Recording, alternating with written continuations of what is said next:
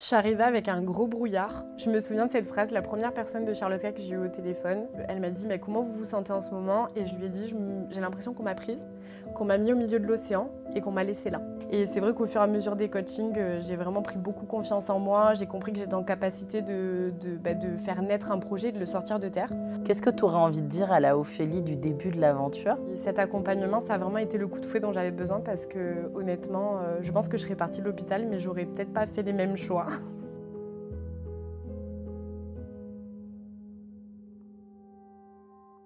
Coucou Ophélie. Coucou Héloïse. Comment tu vas? Bien et toi? Très bien, je suis ravie de te voir ici dans ce beau projet qui est le tien. Mais merci, je suis ravie que tu sois venue aussi, après tous ces coachings passés ensemble. C'est ça. La première question, c'est justement comment tu te sens dans ta vie aujourd'hui? Bah écoute, très bien et même mieux j'ai envie de dire parce que c'est vrai que bon, quand on s'est croisés, c'était pas le top de la forme, surtout au niveau professionnel. Là vraiment, j'ai vraiment gagné en qualité de vie et je me sens à 100% bien dans mes baskets. Et ton projet finalement, comment ça t'est venu cette idée? Et maintenant tu vas nous expliquer un peu plus en détail ce que c'est. Et raconte-nous un peu l'histoire de ton projet, mais comment ça s'est défilé, comment c'est venu? Ce projet, ça a toujours été dans un coin de ma tête déjà. C'est vrai que le milieu de l'esthétique, ça a toujours été un milieu qui m'a toujours intéressée. Même notamment à l'hôpital, je me renseignais pour tout ce qui était bloc esthétique ou faire des spécialisations infirmières esthétiques, mais qui ne sont pas reconnues en France. Du coup, ça a toujours été dans un coin de ma tête, mais une fois que j'ai compris que je voulais vraiment plus travailler en tant qu'infirmière et du coup encore moins à l'hôpital, ça alliait vraiment tout ce dont j'avais besoin, notamment l'entrepreneuriat, qui correspondait le plus du coup à ma mentalité, ma manière d'être, et du coup ce milieu de l'esthétique, et aussi de prise de soin de l'autre, qui n'a pas changé du coup, qui est toujours là, dans un contexte différent, mais qui est toujours bel et bien présent. Okay. Du coup, j'ai décidé de monter mon institut, qui est spécialisé en technico-esthétique. Du coup, je me suis spécialisée en épilation définitive au laser. Je travaille avec un médecin du coup en collaboration.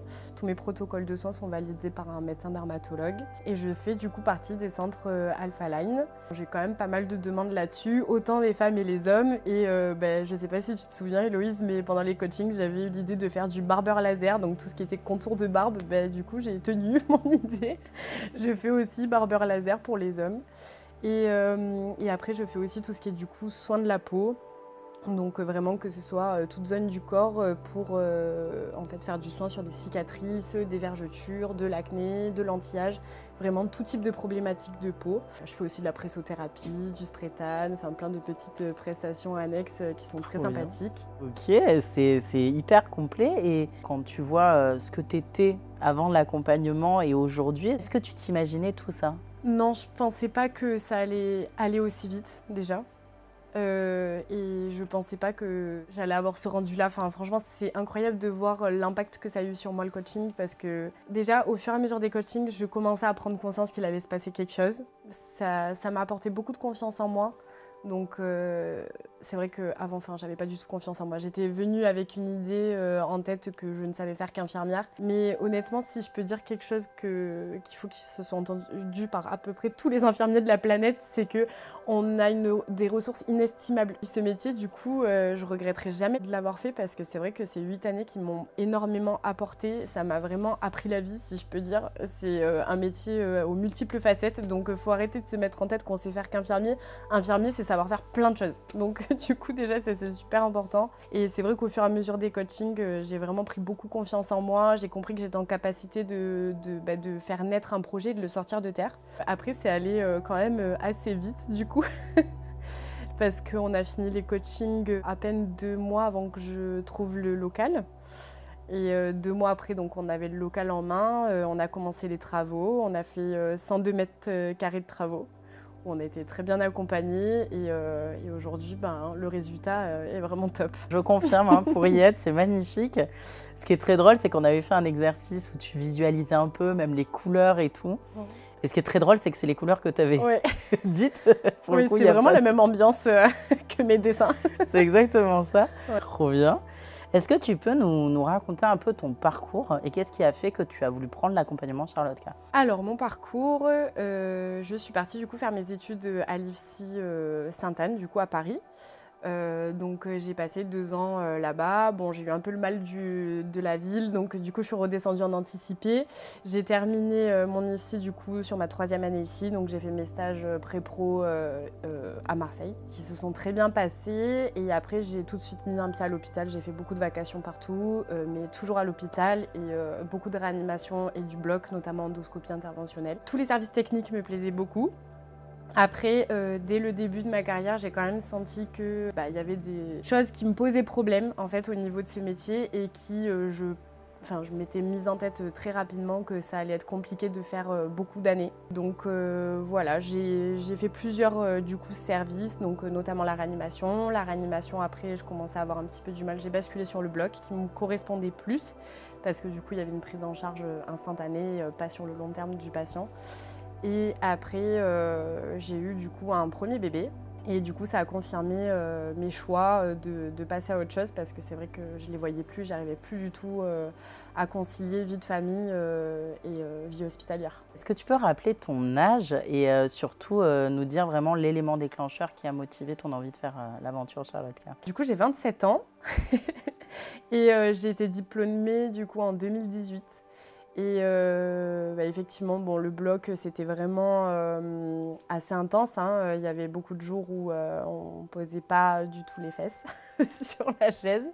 Donc c'était vraiment un rythme effréné et surtout en termes d'horaire, il y avait une semaine complète où je partais le matin, je voyais pas mes fils, ils dormaient, je rentrais le soir, ils dormaient et ce pendant une semaine complète.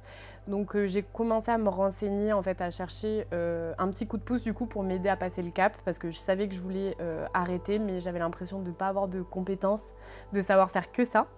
Et du coup, je suis tombée sur Charlotte K via les réseaux sociaux. Et c'est comme ça que j'ai connu l'accompagnement Charlotte K. Et on va dire que ce qui a donné aussi un coup de pouce, c'est que je savais que c'était finançable aussi par le CPF. Donc ça, c'est vrai que ça m'a mise en confiance parce que je savais que j'avais pas forcément besoin de sortir de l'argent que j'avais de côté. Donc ça m'a aidé à passer le cap.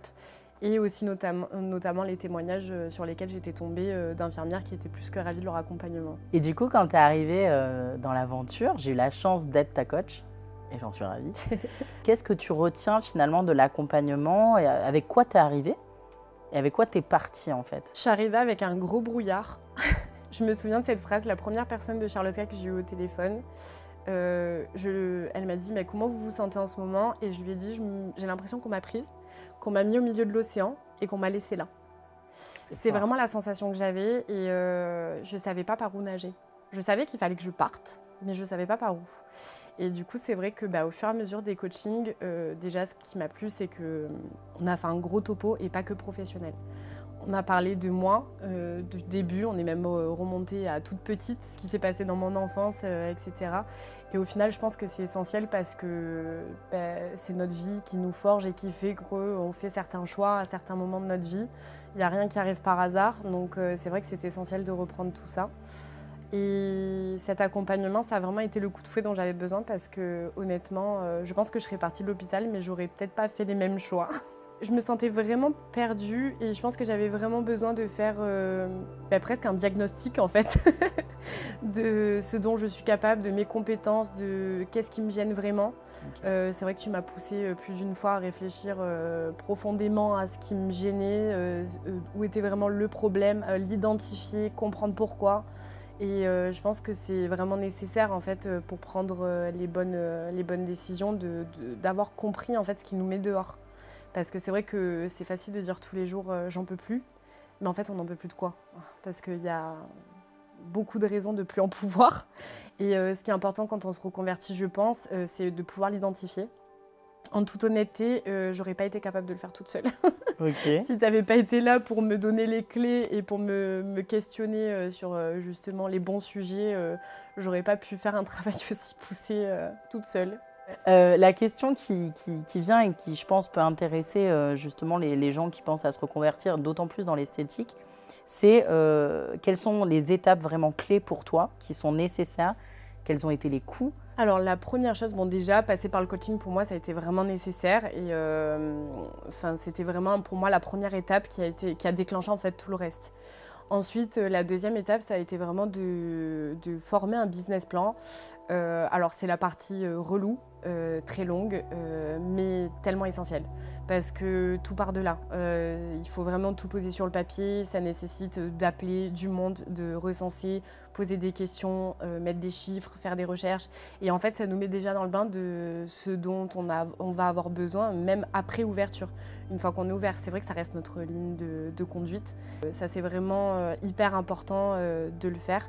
Sachant qu'on a quand même été accompagné pour ça aussi. Il faut avoir en tête qu'il y a des organismes qui peuvent vous aider à faire des business plans si ça peut paraître compliqué pour certaines personnes. Mais en tout cas, voilà, ça c'était vraiment la deuxième étape. Ce qui m'a vraiment mise dans le bain, ça a été de trouver le local.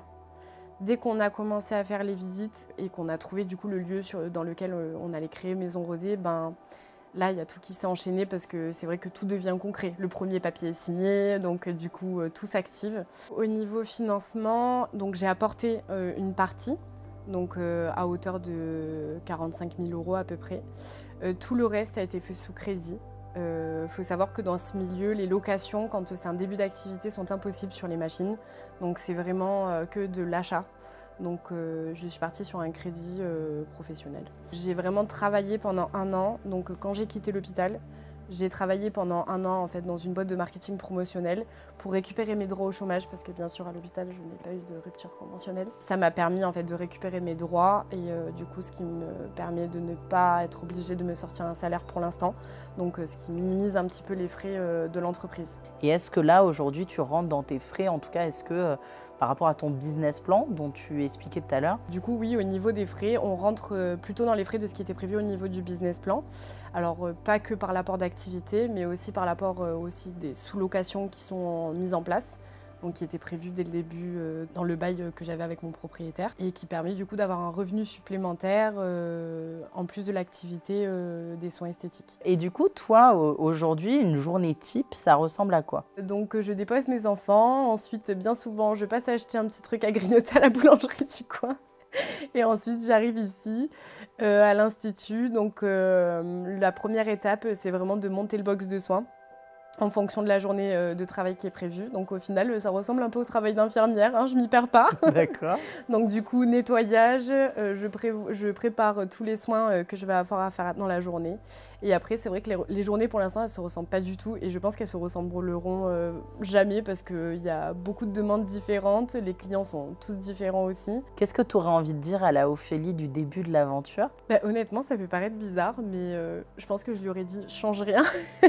T'as raison, va chez Charlotte K, fais ton coaching, ça va vraiment trop t'aider, ça va te donner la confiance que t'as besoin, que là t'as pas du tout.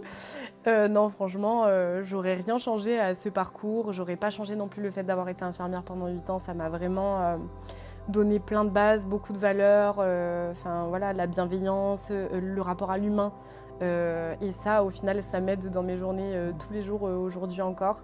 Donc non, franchement, j'aurais rien changé. Je me serais juste dit, vas-y, aie confiance en toi, tu peux y aller les yeux fermés, ça va bien se passer. C'est quoi les difficultés que tu as rencontrées? Est-ce qu'il y en a eu dans la création de ce beau projet? Il y a eu des stress, mais après, je suis quelqu'un de très entouré. J'ai beaucoup de familles qui sont là à 100% pour moi. Enfin, franchement, j'ai trop de chance. Et du coup, c'est vrai que même quand il y a eu des petits stress, et encore, j'en ai pas eu des gros en toute honnêteté, mais quand il y a eu des petits stress, le fait d'être accompagné, de discuter, de voir la vision des choses des autres, en fait, ça aide. Donc du coup, c'est vrai que ça m'a permis d'affronter les petits coups un peu mous plus facilement. Et quels conseils tu aurais envie de donner aux personnes qui hésitent, des infirmières actuellement qui ne se sentent pas à leur place dans leur travail? Foncez chez Charlotte. Non, sérieux, je rigole, mais c'est vrai. Mais non, le premier conseil, c'est, comme je disais tout à l'heure, vous avez beaucoup de ressources. Ayez confiance en vous parce que le métier d'infirmier, ça nous apprend tellement de choses. On est organisé, on est assidu parce qu'on n'a pas le droit de faire autrement. Non, c'est vrai que ça nous donne tellement de ressources qu'on peut les réutiliser pour plein de choses. Deuxième chose que je dirais, c'est si il vous manque un tout petit truc, n'hésitez pas à vous faire accompagner parce que des fois, enfin, on est à un tout petit truc de passer le cap, quoi, et ça change notre vie. Franchement, c'est des petites décisions pour des gros changements. Quels seraient pour toi les 3 mots que tu retiendrais de ton aventure? Et même les 3 mots, c'était quelque chose qu'on faisait beaucoup en coaching, souviens-toi. Ouais, c'est vrai. On terminait toujours nos séances de coaching par ça. Là, c'est quoi les 3 mots que tu as envie de nous partager et qui résument un peu tout ce qu'on vient de se dire sur cet échange? Alors le premier mot, je dirais changement. Il est souvent ressorti pendant les coachings, c'est vrai. Mais c'est vrai qu'il y a eu tellement de changements là sur cette dernière année. Tout est allé très vite et c'est que pour du positif. Donc franchement, le deuxième mot, je dirais confiance. Parce que sans confiance en nous, on ne fait pas grand-chose en fin de compte, hein. C'est vrai que dès qu'on commence à avoir confiance en nous, qu'on est lancé, il y a tout qui se décante. Et donc voilà, il faut se faire confiance. On a plein de ressources, c'est hyper important. Troisième mot, je dirais merci. Merci de m'avoir accompagnée. C'était un plaisir. Puis en vrai, je t'avoue que c'était un plaisir, tu le sais. Ça a été une vraie rencontre, toutes les deux. Et pour nous, en tant que coach, de voir là, de te toucher, d'être sur le canapé où tes clients t'attendent pour leurs soins, c'est assez dingue. Et pour moi, c'est le plus beau cadeau que vous puissiez nous faire en tant que personne qu'on a accompagnée. C'est de vous voir réaliser ce que vous avez envie, que ce soit dans le métier d'infirmière ou autre. Pour toi, c'est une reconversion. Et de voir Maison Rosée, de voir ces murs dont tu me parlais, de te voir toi dans ta tenue, c'est beaucoup d'émotions pour moi et pour Charlotte-K évidemment. Et on est juste hyper fiers de ton parcours. On est très très fiers de toi. Et tu as vraiment, je pense, compris tout l'intérêt du bilan et tu l'as transformé, tu l'as transcendé. Nous, on n'est qu'une étape dans ton parcours et toi, tu as fait la suite, tu l'as écrite. Et franchement, tu peux être sacrément fier de toi.